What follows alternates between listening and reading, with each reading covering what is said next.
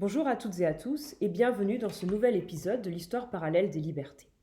Aujourd'hui, je vous propose de revenir sur une célèbre décision du Conseil constitutionnel français rendue en juillet 1971, la décision Liberté d'association. Célèbre décision, on pourrait même dire aujourd'hui disruptive, parce qu'elle bouleverse le paysage institutionnel et juridique français.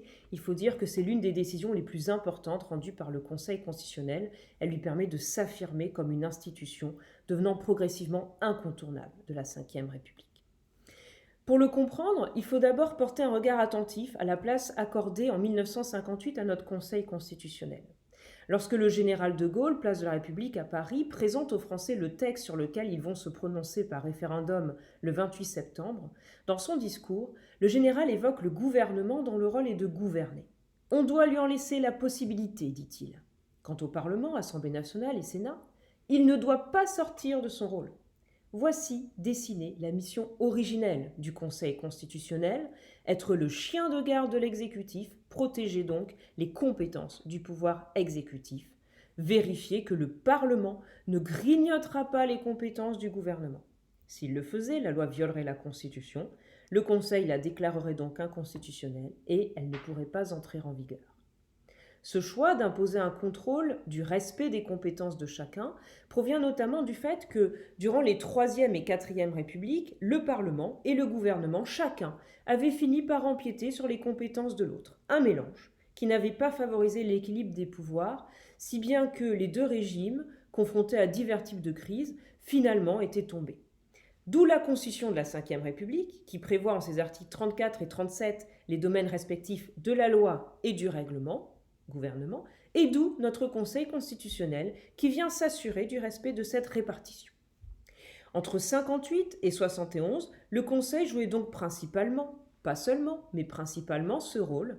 Le contrôle de la constitutionnalité des lois venait être limité au respect d'une répartition des compétences. Concrètement, le Parlement vote une loi. Avant que la loi ne soit promulguée par le président de la République, avant donc qu'elle entre en vigueur, le Conseil pouvait être saisi dans les formes de l'article 61 de la Constitution. Il analysait alors précisément la loi qui était soumise à son contrôle et il s'assurait, en la comparant avec le texte de la Constitution, qu'elle portait bien sur des domaines que l'article 34 lui réserve. Exemple, de combien d'années de prison est puni tel crime. Par conséquent, jusqu'en 1971, le Conseil, le plus souvent, se chargeait d'un contrôle que l'on pourrait presque qualifier de procédural, c'est-à-dire qu'il n'allait pas confronter la substance de la loi à la substance de la Constitution. Il se contentait de déterminer si le sujet sur lequel portait la loi relevait bien du domaine de compétence que la Constitution attribue au législateur. Par ailleurs, le Conseil ne pouvait contrôler la loi qu'en la confrontant à la Constitution elle-même. C'est-à-dire que, par exemple, la Déclaration des droits de l'homme et du citoyen de 1789 ne faisait pas partie des normes de référence de son contrôle. Il se trouve que les rédacteurs de la Constitution de 1958, certes, n'avaient pas choisi d'interdire expressément l'utilisation de cette déclaration, mais dans leur esprit, la compétence du Conseil restait limitée à une question de répartition de compétences. Dès lors, si vous voulez, le Conseil ne pouvait pas vérifier que la loi violait la Déclaration des droits de l'homme et du citoyen. Et donc le contrôle de constitutionnalité, même s'il existait, était limité à deux égards. En premier lieu, les normes de référence du contrôle sont peu nombreuses. Seule la Constitution est la norme de référence. En second lieu, la norme de référence effective, c'est-à-dire la Constitution, n'est pas utilisée en son entier, mais en priorité en ce qui concerne les articles 34 et 37, la répartition des compétences. Et c'est ça qui change en 1971. La décision de 1971 vient ouvrir ce contrôle de constitutionnalité et vient ainsi entraîner d'importantes conséquences, tant en ce qui concerne la place et le pouvoir du Conseil constitutionnel au sein des institutions, qu'en ce qui concerne le contrôle de constitutionnalité des lois. Intéressons-nous donc à présent à cette décision de 71. De quoi s'agissait-il ? Les faits. Certaines personnes, notamment soutenues par Simone de Beauvoir, ont voulu créer une association, les Amis de la cause du peuple. La loi de 1901 sur les associations prévoyait que les personnes voulant créer une association devaient simplement la déclarer en préfecture et l'administration devait en retour leur délivrer un récépissé. Ce n'est pas une autorisation qui demandait à l'administration, c'est une simple preuve que l'association a bien été déclarée. Nous sommes donc en présence d'un régime juridique que l'on pourrait qualifier de libéral, c'est-à-dire que le principe, c'est la liberté de créer une association. Cependant, pour des raisons politiques, l'administration, dans cette espèce, a refusé de délivrer le récépissé. Ce faisant, elle s'oppose à la création d'une association, alors que juridiquement, elle ne peut pas le faire. Illégalité manifeste. Et plutôt que de réparer cette illégalité en délivrant finalement le récépissé, le gouvernement a essayé de couvrir juridiquement cette illégalité en demandant au Parlement de voter une loi qui viendrait valider le refus de délivrance du récépissé.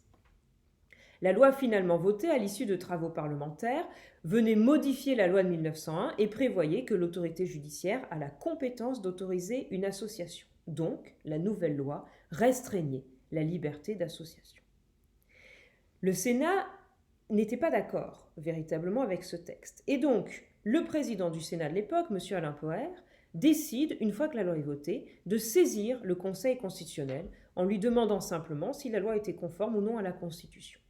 Voilà donc la loi soumise au contrôle du Conseil, lequel devait se prononcer sur la question de savoir si le Parlement pouvait ainsi régir la liberté d'association. Question de compétence. Mais très vite, cette question de compétence est dépassée. La question de la valeur constitutionnelle du préambule de la Constitution et de la liberté d'association se pose. Et le président du Conseil, M. Palevski, l'exprimait clairement, puisqu'il déclarait qu'il lui semblait difficile de soutenir valablement que la liberté d'association ne figure pas parmi les principes fondamentaux reconnus par les lois de la République.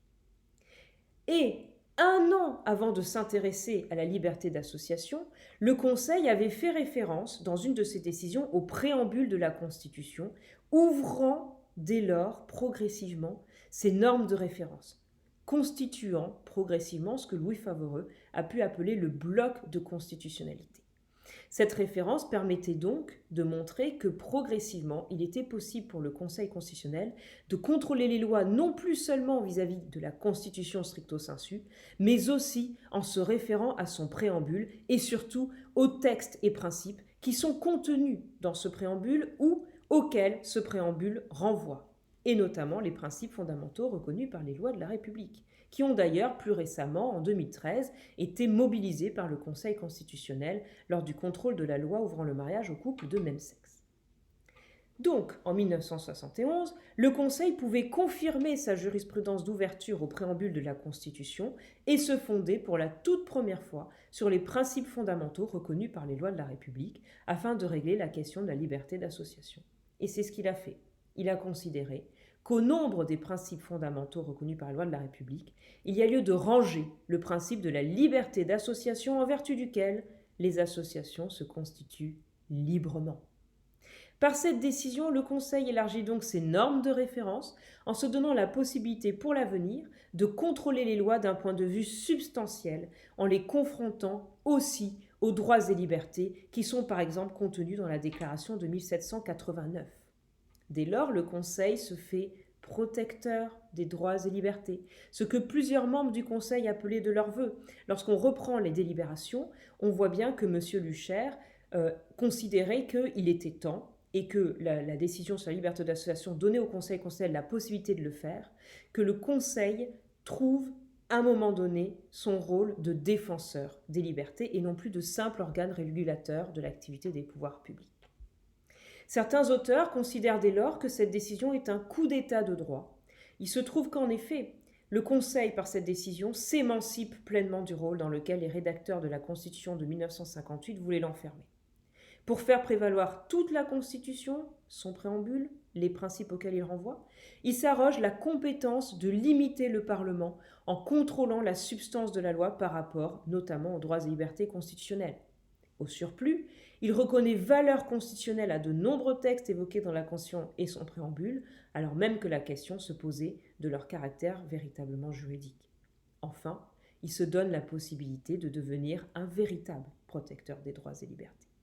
Une révolution commencée en 1971 et par la suite confortée par des révisions constitutionnelles. Révision de 1974 qui ouvre la saisine du Conseil constitutionnel à l'opposition parlementaire. Surtout, la révision de 2008 par laquelle le constituant crée la question prioritaire de constitutionnalité par laquelle le Conseil va pouvoir faire respecter les droits et libertés garantis par la Constitution. Si le Conseil a par sa jurisprudence ouvert une voie à sa montée en puissance, on voit bien que le pouvoir constituant l'a conforté et encouragé.